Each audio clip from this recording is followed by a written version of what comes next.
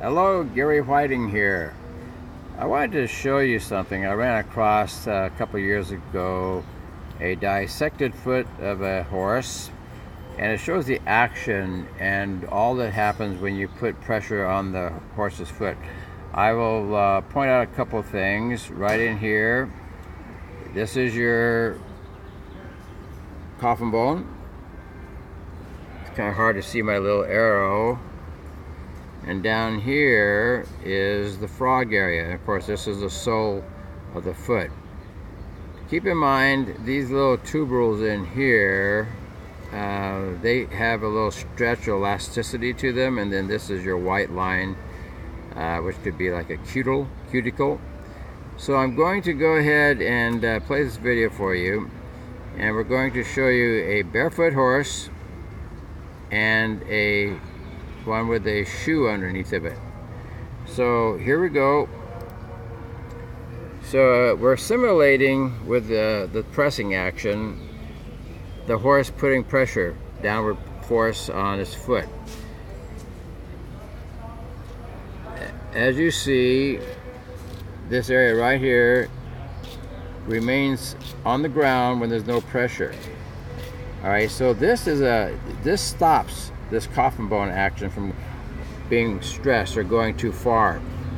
All right, so again, when it comes up, you're going to see down here, you're going to have it's still making contact with the pressure off of the foot. See that right there?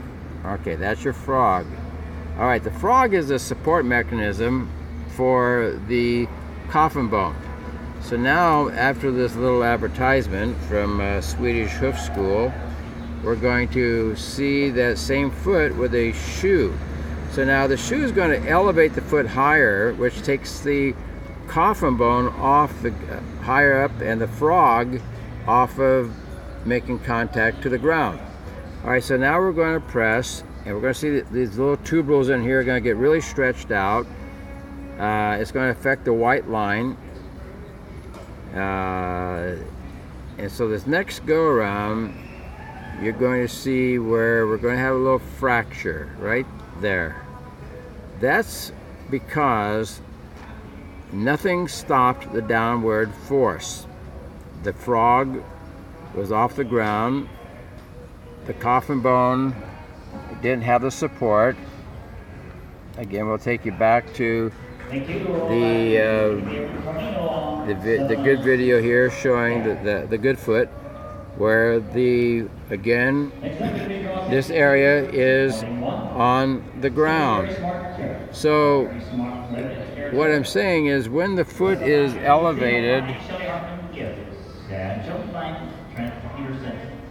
off of when the foot is elevated and the frog is off the ground, you don't have anything to stop the action of the downward force. So that's what happens with a lot of our horses.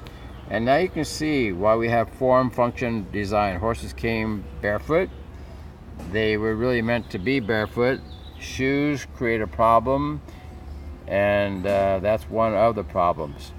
So in my school, we talk a lot about the barefoot horse and the advantages of performance, traction, concussion reduction over the shoe. So I just wanted to show you that little video, and hopefully that'll make you think a little bit more about the foot of your horse. Thank you very much for viewing.